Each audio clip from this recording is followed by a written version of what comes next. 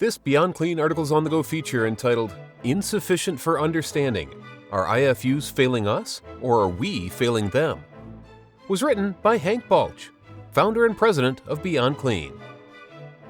You can't walk 5 feet in a sterile processing department without hearing the words instructions for use from a team member, certification manual, or accreditation surveyor. Abbreviated as IFU, these manufacturer instructions give insight and directions on everything from chemical soak times to cleaning brush diameters, from validated cycles to preventative maintenance schedules.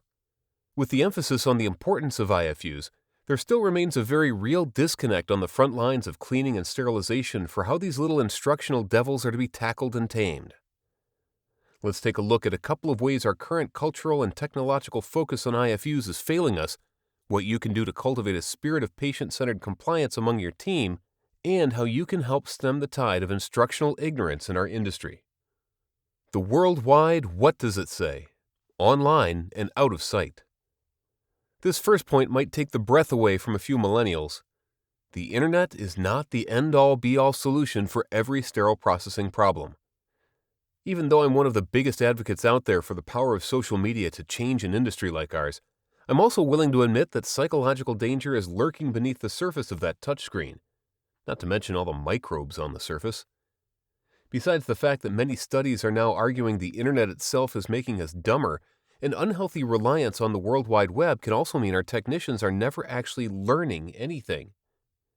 Few examples of this are more striking than how some of our departments manage their IFUs. How many times have you heard, "We have a subscription to blank, so all of our IFUs are on the internet"? But have you ever asked a follow-up question such as, what do those IFUs say?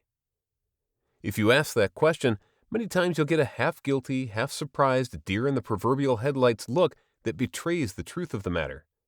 Many of us are trusting more in the accessible nature of our IFUs than actually doing the hard work of accessing them to learn what it is they're really telling us to do. In the broader world, this is known as digital amnesia or the Google effect. In our context, we can call it the subscription effect, where our teams are lulled into a false sense of compliance security because we know that if we ever need to find our device IFUs in a crunch, we can do so in a few clicks. For practical and psychological reasons, this is no way to ensure safe processing among your team. Throw the microbes from the train. Few of us have the luxury of starting a compliant IFU journey from scratch. The vast majority of the folks hearing this article are in the middle of a workday with surgeries going on this very moment or scheduled for first thing tomorrow morning. Most likely, the majority of your surgical inventory is already neatly packaged and waiting on a shelf in some sterile storage area, ready to be pulled to put a patient back together after a serious car accident or complete a minute heart surgery on a 3-day-old infant clinging to life. The surgical train has left the station, and now some guy in the caboose is raising his hand to ask a question. Have you reviewed all of your IFUs? It's an apt question. How can you be sure with any level of certainty that you are cleaning, inspecting, and sterilizing your inventory correctly if there are still large swaths of instruments or equipment, the instructions for which no one in recent memory has reviewed? The answer is that you can't be sure, and that's the problem. Practical tips for patient-centered compliance. First, make a list. Then, make progress.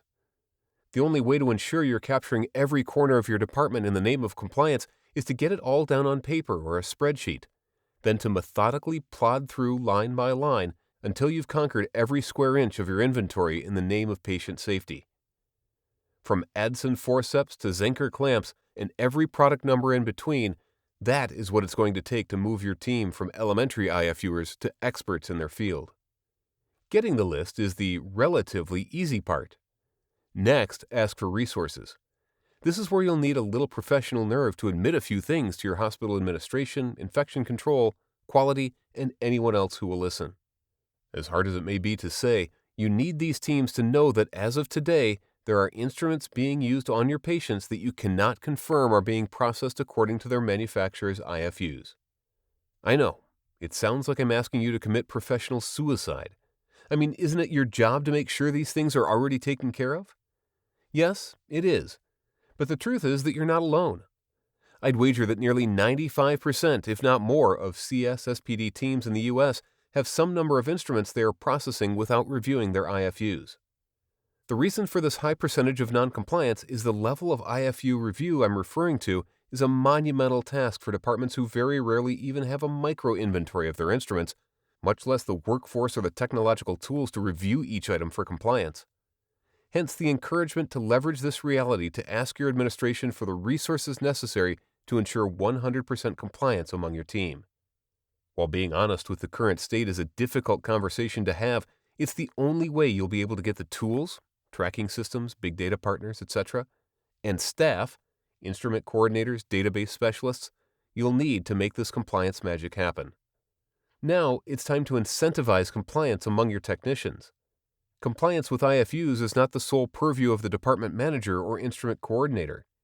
Patient-centered compliance is a team sport, and it takes the effort of every frontline technician in the department to ensure the mission is a success. Because the task is so behemoth, and our inventories are so complex, one of the smartest things you can do as a department is to incentivize your technicians to find deviations from IFUs before you do. They are the ones interacting with these instruments on a daily basis, so they often have a better idea of the items that could pose the greatest threat to compliance than anyone else. Create incentive programs like a Pick Your Own Assignment or a $5 gift card giveaway to Starbucks for team members who identify a current deviation from the manufacturer's IFUs in your workflow, and recognize them during your weekly staff meetings. What these types of incentives do for your team is cultivate excitement and confidence regarding IFUs that will engage and encourage your frontline technicians to question the status quo of instrument processing, multiplying the eyes and ears of compliance tenfold. Make no mistake, tackling the complexity of manufacturer instructions for use is no small task. If you proactively identify the dangers of the IFU subscription effect and develop an instrument-by-instrument game plan for cultivating a culture of compliance in your department, success in this area is possible. If you leverage the importance of this task to garner the administrative resources you need to take your CS-SPD team to the next level of patient safety and incentivize your frontline technicians to carry the torch, IFU compliance can become a reality for every department in the country. Patients everywhere are counting on you.